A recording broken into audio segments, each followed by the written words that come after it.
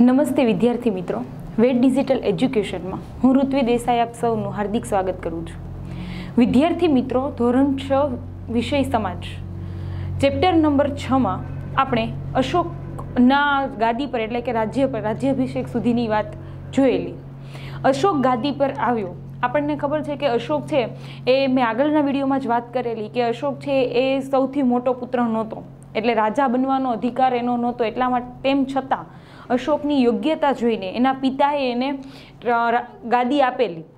એટલે એને જ્યારે એને ગાદી એના પિતાના મૃત્યુ પછી ઘણા વર્ષો સુધી એના ભાઈઓ સાથે એણે સંઘર્ષ કર્યો અને પછી એ ગાદી પર આવ્યો. અને એના ગાદી પર આવ્યાના 8 વર્ષ બાદ એક કલિંગનું યુદ્ધ કરે છે. હવે આ કલિંગ છે એક રાજ્ય છે. જોકે આ કલિંગ છે એ પહેલેથી જ મગધ સામ્રાજ્યનું એક હિસ્સો રહ્યો હોય. નંદવંશના રાજાઓનું જ્યારે શાસન હોય ત્યારે કલિંગ એ મગધનું જ એક હિસ્સો રહ્યો હોય છે, પરંતુ પછી સમય જતાં એ કલિંગ છે એ બીજા રાજાઓ જીતી લે છે.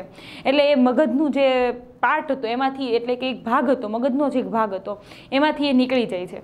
અશોક ગાદી પર આવે છે એટલે એને ઈચ્છા થાય છે કે ભાઈ કલિંગ છે એ અમારો જ એક ભાગ હતો અને બીજા રાજાઓએ જીતી લીધો છે, એટલે એને ફરી વાર કલિંગને જ મેળવવાની ઈચ્છા પ્રગટી. એટલે અશોક છે એ ગાદી પર આવ્યાના 8 વર્ષ બાદ એ કલિંગ દેશનો એ સમયે રાજા હોય છે, રાજા જયંત, એની સામે યુદ્ધનું જાહેરાત કરે છે અને યુદ્ધ થાય છે. બંને વચ્ચે યુદ્ધ થાય છે. એમાં અશોક જીતે છે. પરંતુ જ્યારે આ યુદ્ધના આ જે ચિત્રો દેખાય છે, આ યુદ્ધના ચિત્ર છે, આ રાજા અશોકનું ચિત્ર છે. હવે યુદ્ધ, આપણને ખબર છે કોઈ બી પ્રકારના યુદ્ધ થાય તો યુદ્ધ હંમેશા છે ને લોકોનો સંહાર કરે. ઘણા યુદ્ધમાં આવતા જે વ્યક્તિઓ છે કોઈના પિતા હોય, કોઈના પુત્રો હોય, પછી ઘણા બધા એના સગા સંબંધીઓ હોય, એ દેશ એટલે મીન્સ કે એ રાજ્યના સિપાહીઓ, એટલે દરેક પ્રકારના સંબંધીઓથી એ જોડાયેલા હોય, એટલે દરેક લોકોના સ્નેહીજનોના મૃત્યુ થતા હોય છે.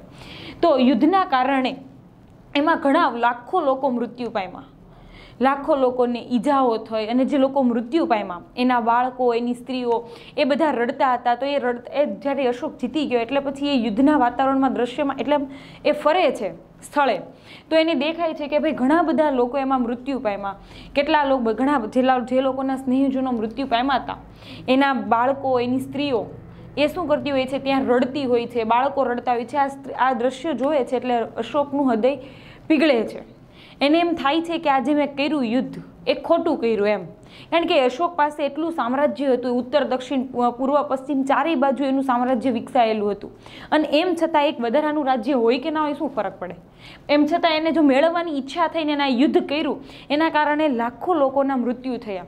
અને આ મૃત્યુનું જે દ્રશ્ય જોવે છે એટલે અશોકનું હૃદય પરિવર્તન થાય છે. અને અશોક છે એ ત્યાં નક્કી કરે છે કે આજ પછી હું યુદ્ધ કરીશ નહીં, અને એ બૌદ્ધ ધર્મનો અંગીકાર કરશે. એના એક બૌદ્ધ ધર્મ એટલે કે બૌદ્ધ ધર્મના આચાર્ય હોય છે પુષ્પગુપ્ત, એની પાસે એ શું કરશે, બૌદ્ધ ધર્મનો અંગીકાર કરશે અને પછી એ બૌદ્ધ ધર્મના પ્રચારક બને છે. અશોકના સમયમાં એણે ઘણા બધા શિલાલેખો બનાવેલા છે. અને આવા શિલાલેખ એટલે આપણે પહેલા ચેપ્ટરમાં જ ભણી ચૂક્યા કે શિલાલેખ એટલે શું, તો કે પથ્થર પર કોતરણી કરાવેલી હોય. અને આવા લેખ હોય ને તો એ લાંબો સમય સુધી ટકી રહે, કારણ કે પથ્થર પર કોતરણી હોય એટલા માટે. અને અત્યારે અશોકના શિલાલેખને જાળવવા માટે સરકાર અત્યારે એના ઉપર છે ને આવી રીતે જળવાઈ રહે, એના જે તડકો અને આ વરસાદને બાહ્ય વાતાવરણના કારણે ઘણી વખત એને સચવાઈ રહે એટલા માટે આવી રીતનું એના પર છે ને બાંધકામ કરી દેવામાં આવેલું છે. આમાં પણ અશોકના શિલાલેખો છે.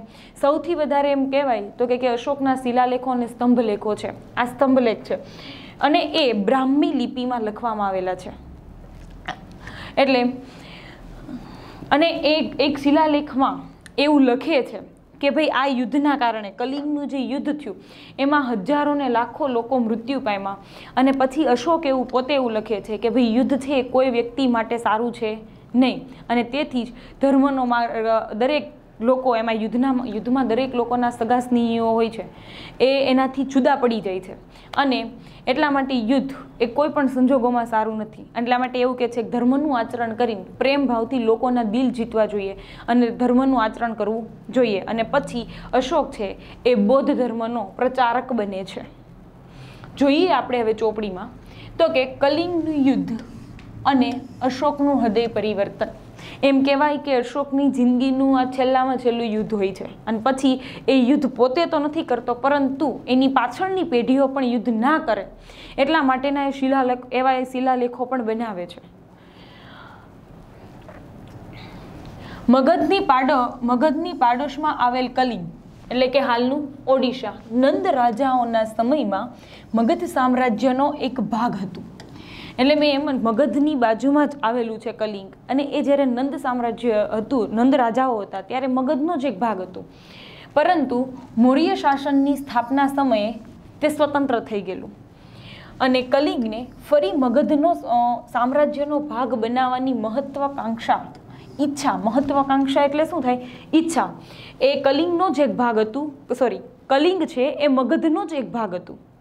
પરંતુ મૌર્ય સામ્રાજ્યની જ્યારે સ્થાપના થઈ ત્યારે કલિંગ સ્વતંત્ર થઈ ગયું. એટલે આપણે એવું કહી શકીએ કે ભાઈ કોઈ રાજાએ જીતી લીધી ને પોતાની રીતે સ્વતંત્ર એક કલિંગનો રાજ્ય વહીવટ ચાલતો હતો. એટલે પાછું મગધ એટલે કે મહત્વાકાંક્ષા એટલે કે ઈચ્છા, અશોકને એવી ઈચ્છા થઈ છે કે જે કલિંગને છે ફરીવાર કોનો હિસ્સો બનાવી દઈએ? મગધનો. એટલે કલિંગને મગધનો હિસ્સો બનાવવો હોય તો પછી મગધના રાજા એટલે મગધ પર કોનું શાસન હતું? અશોકનું. એટલે અશોકે કલિંગ પર શું કરવું? એને જીતવું પડે તો એનો હિસ્સો બને. એટલે એની આવી ઈચ્છા થઈ છે અને અશોક રાજ્યાભિષેક પછીના 8મા વર્ષે એટલે અશોકનો રાજ્યાભિષેક થઈ જાય છે પછી 8મા વર્ષે એટલે ઈસવીસન પૂર્વે 261માં કલિંગના રાજા જયંત સામે યુદ્ધ જાહેર કરે છે અને આ યુદ્ધમાં અશોકનો વિજય થાય છે. યુદ્ધમાં વિજય મેળવ્યા બાદ યુદ્ધભૂમિ અને નગરમાં ફરતા અશોકે બધે જ દુઃખ અને શોકનું વાતાવરણ જોયું. કારણ કે યુદ્ધમાં વિજય મેળવી દીધો, યુદ્ધ પૂરું થઈ ગયું એટલે ઘણા બધા સૈનિકો ઘાયલ થયા, ઘણા બધા સૈનિકો મૃત્યુ પામ્યા. અને જે મૃત્યુ પામ્યા હતા એ સૈનિકોના સગા સમય એટલે એના માતા પિતા હોય કે એના બાળકો હોય, એની પત્નીઓ હોય, એ બધા જે રડતા હોય એ રડવાના. એટલે કે એના કારણે આખું વાતાવરણ કેવું થઈ ગયું હતું? એકદમ ગમગીન દુઃખમાં બદલાઈ ગયું હતું. તો આ વાતાવરણ એ અશોક જુએ છે અને યુદ્ધમાં થયેલ ખુવારી એટલે કે જે નુકસાન થયું એ અને સ્ત્રીઓ અને બાળકોને રડતા જોઈ કલિંગ પર મેળવેલી વિજયનો આનંદ ઓસરી ગયો. ઓસરી જોવો મતલબ એવો થાય કે એને જે આનંદ હતો એ સાવ એટલે એનો આનંદ જે છે એ રહ્યો નહીં. એટલે એ સાવ એને યુદ્ધમાં એને જીત મેળવી છે તો એ તો ખુશ થવો જોઈએ, પણ એનામાં ખુશી રહી નહીં. ઓસરી જવું એટલે કે એનો આનંદ રહ્યો નહીં. અશોકના મનની શાંતિ હણાઈ ગઈ એટલે કે એના મનમાં જે શાંતિ હતી એ હણાઈ ગઈ એટલે કે એના મનમાં શાંતિ પણ રહી નહીં. અને યુદ્ધમાં થયેલી ખુવારીના કારણે અશોકના હૃદયમાં ભારે સંતાપ અને પશ્ચાતાપની લાગણી જન્મી. એટલે કે યુદ્ધમાં જે નુકસાન થયું, એક તો લોકો મૃત્યુ પામ્યા એટલે કે ઘણા બધા બાળકો એવા હતા જેના પિતા હોય કે પછી કોઈ પણ એવા સંબંધમાં હોય તો એ લોકો મૃત્યુ પામ્યા હતા. એટલે એક પિતા પુત્ર અલગ થઈ ગયા, પતિ એટલે કે સ્ત્રી પુરુષ એટલે પતિ પત્નીના સંબંધમાં હોય તો એ પતિ પત્નીના સંબંધમાંથી વિખી ગયા, માતા હોય તો એનો બાળક ખોવાય એટલે કે મૃત્યુ પામ્યો એમ. તો આવા અનેક સંબંધોમાં ઘણા બધા લોકોના સગા સ્નેહીજનો મૃત્યુ પામ્યા. એના કારણે શું થયું તો કે દરેક લોકોમાં જે વાતાવરણ શોકનું વાતાવરણ જન્મેલું, લોકો શોકમાં આવી ગયા અને આ જે નુકસાન થયું હતું એ નુકસાન જોઈને અને આ ઉપરાંત યુદ્ધ થાય ત્યારે શસ્ત્ર સરંજામને એવું આપણે એમ કહીએ ને કે એ બધા એના કારણે બી ઘણું એવું રાજ્યને નુકસાન થાય અને આ બધું નુકસાન જ થયું. એના કારણે અશોકના હૃદયમાં ભારે દુઃખ થયું, સંતાપ એટલે કે દુઃખ થયું અને પશ્ચાતાપ પણ થયો. પશ્ચાતાપ એટલે કે અફસોસ થયો કે મેં આ યુદ્ધ કર્યું ને એ ખોટું કર્યું એમ. એવી લાગણીઓ એને જન્મી અને યુદ્ધની નિરર્થકતા સમજાઈ જવાના કારણે કલિંગનું યુદ્ધ એમના જીવનનું અંતિમ યુદ્ધ બની ગયું. એટલે કે યુદ્ધ કેટલું નિરર્થક એટલે કે સાવ નકામું છે એમ, કેટલું નિરર્થક છે એવું એને સમજાણું કે યુદ્ધ ક્યારેય સારું જ કહેવાય નહીં એવું સમજાણું. એટલે આ કલિંગનું યુદ્ધ છે એ અશોકના જીવનનું અંતિમ યુદ્ધ બની ગયું અને પછી અશોક ક્યારેય પણ પોતાની જિંદગીમાં કોઈ પણ પ્રકારનું યુદ્ધ કરતા નથી. બૌદ્ધ ધર્મના સાધુ ઉપગુપ્તના ઉપદેશથી એણે શાસ્ત્રોનો અભ્યાસ કરી શાસ્ત્રોનો એટલે કે શસ્ત્રોનો ત્યાગ કર્યો અને શસ્ત્રોનો અભ્યાસ એટલે કે શાસ્ત્રોને શરણું લીધું. એટલે કે એણે શું કર્યું તો કે ઉપગુપ્ત છે એના ઉપદેશ, એની પાસેથી ઉપદેશ લઈને એને બૌદ્ધ ધર્મનો અંગીકાર કર્યો. એટલે એણે શસ્ત્ર સરંજામ મૂકી દીધા અને શાસ્ત્ર એટલે કે ધાર્મિક બાબતનું ધાર્મિકતાનું શરણું લીધું. બૌદ્ધ ધર્મ અંગીકાર કરી અશોક રાજદ્વારી પુરુષમાંથી ધર્માનુરાગી અશોક બની ગયો. એટલે એક રાજા હતો, એક શાસક હતો. એ શાસકમાંથી એ ધર્માનુરાગી એટલે કે ધર્મનું આચરણ કરવા વાળો અશોક બની ગયો. અશોક પહેલો એવો શાસક હતો કે જેણે શિલાલેખ દ્વારા પોતાનો સંદેશ પ્રજા સુધી પહોંચાડવાનો પ્રયત્ન કરેલો. એટલે અશોકે પોતાના સમયમાં પોતાને જે સંદેશો પ્રજાને આપવો હોય, એ પહેલાના સમયમાં રાજાઓ શું કરતા હતા કે પોતાને જે સંદેશ આપવો હોય એવા વ્યક્તિઓ રાખેલા હોય, જે ઢોલ વગાડે આખા નગર વચ્ચે જઈ, લોકો ભેગા થાય એટલે રાજાને જે સંદેશો આપવાનો હોય એ સંદેશો એ રાજા પ્રજા સુધી પહોંચાડે. અશોક પહેલો એવો શાસક હતો કે એને જે પણ કંઈ સંદેશો પ્રજા સુધી પહોંચાડવો હોય એ સંદેશો એ કેવી રીતે પહોંચાડતો તો કે એને શિલાલેખ દ્વારા એને સંદેશો પહોંચાડવાના પ્રયત્ન કરેલા. અને આ એના જે શિલાલેખો છે અને અભિલેખો છે, મોટા ભાગના જે શિલાલેખો અને અભિલેખો છે એ કઈ ભાષામાં છે? પ્રાકૃત ભાષામાં છે અને બ્રાહ્મી લિપિમાં છે. બ્રાહ્મી લિપિ અહીંયા ચોપડીમાં છે.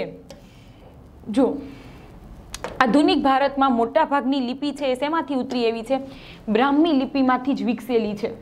અને અહીંયા છે ને આ બ્રાહ્મી લિપિ છે તો કે પ્રારંભિક બ્રાહ્મી, પછી આ જે આપણે અજગરનો અ કહીએ ને એને અલગ અલગ રીતે કઈ ભાષામાં કઈ લિપિમાં કઈ રીતે લખાય તો કે આ પ્રારંભિક બ્રાહ્મી લિપિમાં આવી રીતે અ લખાય, દેવનાગરીમાં આપણે જે હિન્દીમાં અ કરીએ એવી રીતે, આ બંગાળામાં, પછી આ મલયાલમમાં અને તમિલમાં. એટલે કે એ આપેલું છે. હવે આ જે ચિત્ર અહીંયા જે માહિતી છે આ માહિતી છે અશોક એટલે કલિંગના યુદ્ધ પછી અશોકે એક શિલાલેખ બનાવેલો અને આ અશોકનો શિલાલેખ હતો. એમાં એણે છે ને કોતરાવેલું કે કલિંગનું યુદ્ધનું વર્ણન કરતા અશોકે કલિંગના યુદ્ધનું વર્ણન કરતા અશોકે પોતાના કલિંગના શિલાલેખમાં લખાવ્યું છે કે રાજા બન્યાના 8 વર્ષ પછી મેં કલિંગ પર વિજય મેળવ્યો. શું તો એણે એવું લખાયું કે રાજા એ બન્યો એના 8 વર્ષ પછી એણે કલિંગ પર વિજય મેળવ્યો. લગભગ આ કલિંગના યુદ્ધમાં કેટલા લોકો તો કે 1.5 લાખ જેટલા લોકો કેદ કરાયા અને 1 લાખથી પણ વધુ લોકો માર્યા ગયા. અને એનાથી મને અપાર દુઃખ થયું છે. આ જે શિલાલેખમાં અશોક જ લખાવે છે કે 1.5 લાખ લોકો માર્યા ગયા અને આજે 1 લાખ લોકો માર્યા ગયા અને 1.5 લાખ લોકો શું કરાયા હતા? કેદ કરાયા હતા.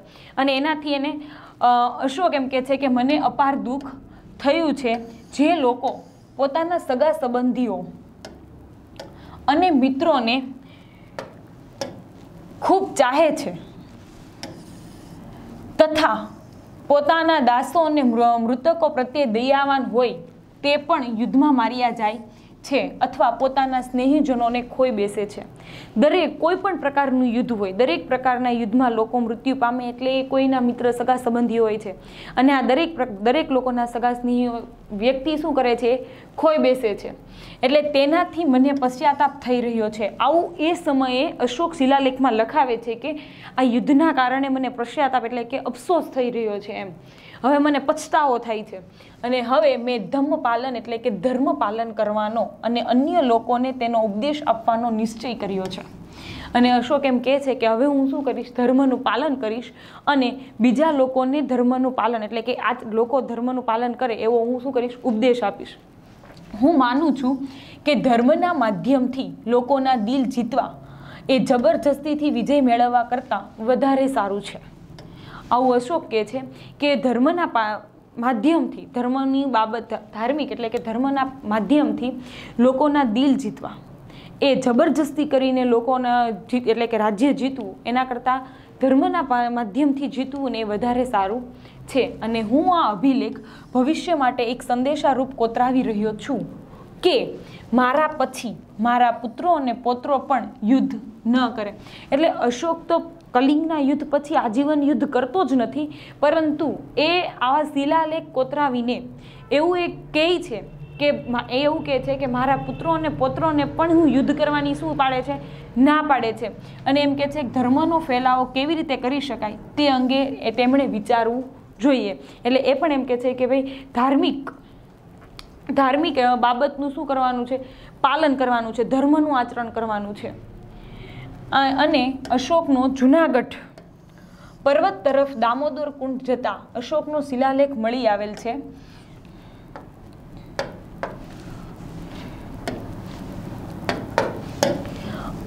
ગુજરાતના જુનાગઢમાં ગિરનાર